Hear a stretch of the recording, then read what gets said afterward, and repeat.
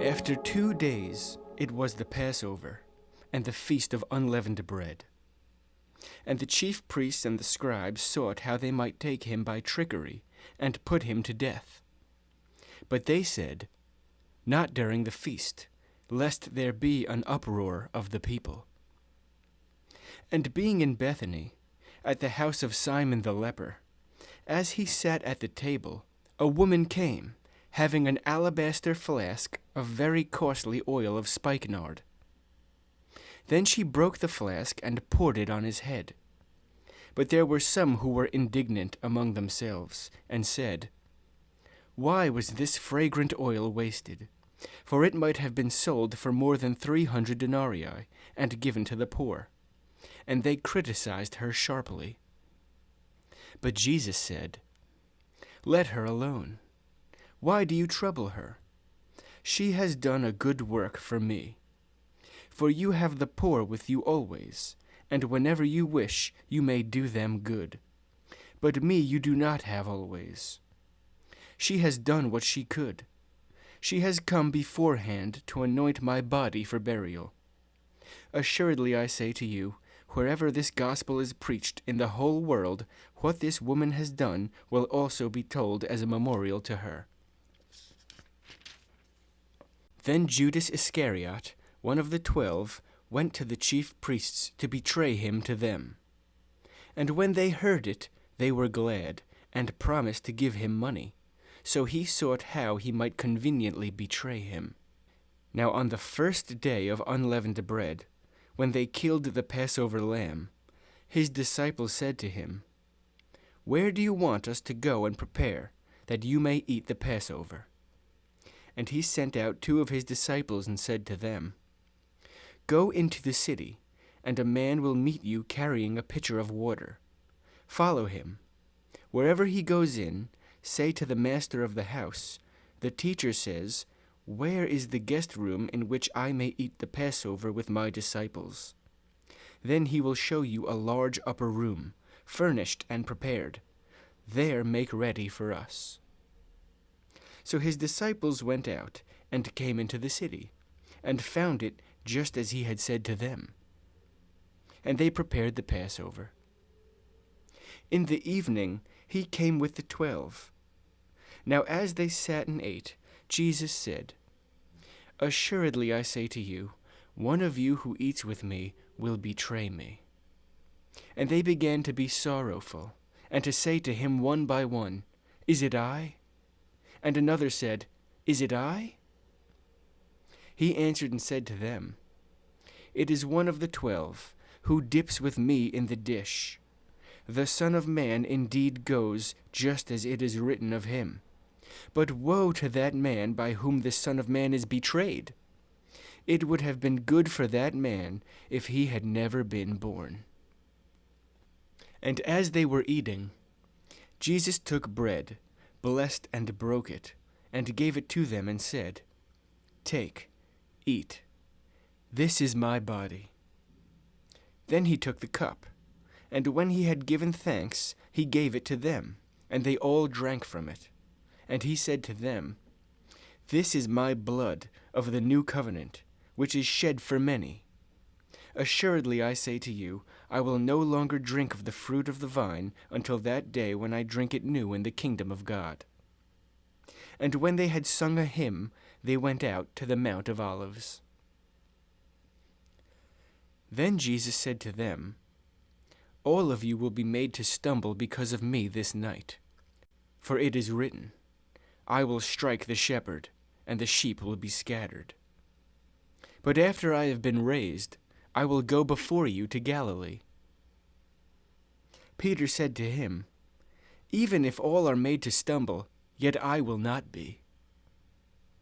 Jesus said to him, "Assuredly I say to you, that today, even this night, before the rooster crows twice, you will deny me 3 times. But he spoke more vehemently, "If I have to die with you, I will not deny you." And they all said likewise. Then they came to a place which was named Gethsemane. And he said to his disciples, "Sit here while I pray." And he took Peter, James, and John with him, and he began to be troubled and deeply distressed. Then he said to them, My soul is exceedingly sorrowful, even to death. Stay here and watch. He went a little farther, and fell on the ground, and prayed that if it were possible, the hour might pass from him. And he said, Abba, Father, all things are possible for you. Take this cup away from me. Nevertheless, not what I will, but what you will. Then he came and found them sleeping, and said to Peter, Simon, are you sleeping? Could you not watch 1 hour? Watch and pray, lest you enter into temptation. The spirit indeed is willing, but the flesh is weak. Again he went away and prayed, and spoke the same words. And when he returned, he found them asleep again, for their eyes were heavy, and they did not know what to answer him. Then he came a third time and said to them, Are you still sleeping and resting? It is enough. The hour has come. Behold, the Son of Man is being betrayed into the hands of sinners. Rise, let us be going. See, my betrayer is at hand. And immediately, while he was still speaking, Judas, one of the 12, with a great multitude with swords and clubs, came from the chief priests and the scribes and the elders. Now his betrayer had given them a signal, saying, Whomever I kiss, he is the one. Seize him and lead him away safely. As soon as he had come, immediately he went up to him and said to him, Rabbi, Rabbi, and kissed him. Then they laid their hands on him and took him. And one of those who stood by drew his sword and struck the servant of the high priest and cut off his ear. Then Jesus answered and said to them, Have you come out as against a robber, with swords and clubs to take me? I was daily with you in the temple, teaching, and you did not seize me. But the scriptures must be fulfilled. Then they all forsook him and fled. Now a certain young man followed him, having a linen cloth thrown around his naked body.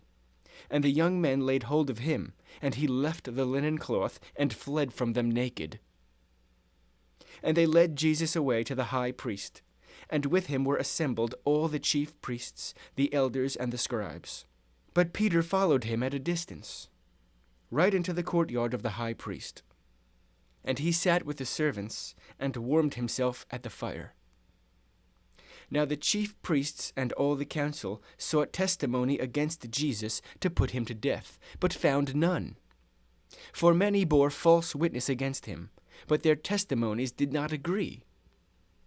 Then some rose up and bore false witness against him, saying, We heard him say, I will destroy this temple made with hands, and within 3 days I will build another made without hands. But not even did their testimony agree. And the chief priest stood up in the midst and asked Jesus, saying, Do you answer nothing? What is it these men testify against you? But he kept silent and answered nothing. Again the high priest asked him, saying to him, Are you the Christ, the Son of the Blessed? Jesus said, I am. And you will see the Son of Man sitting at the right hand of the power, and coming with the clouds of heaven. Then the high priest tore his clothes and said, What further need do we have of witnesses? You have heard the blasphemy. What do you think? And they all condemned him to be deserving of death. Then some began to spit on him, and to blindfold him, and to beat him, and to say to him, Prophesy.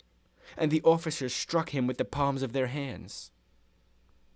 Now as Peter was below in the courtyard, one of the servant girls of the high priest came. And when she saw Peter warming himself, she looked at him and said, You also were with Jesus of Nazareth. But he denied it, saying, I neither know nor understand what you are saying." And he went out on the porch, and a rooster crowed. And the servant girl saw him again, and began to say to those who stood by, "This is one of them." But he denied it again.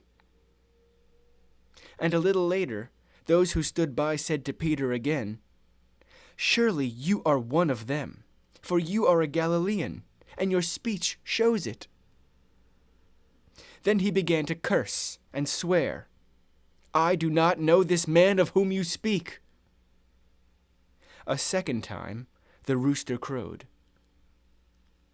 Then Peter called to mind the word that Jesus had said to him, "Before the rooster crows twice, you will deny me 3 times." And when he thought about it, he wept.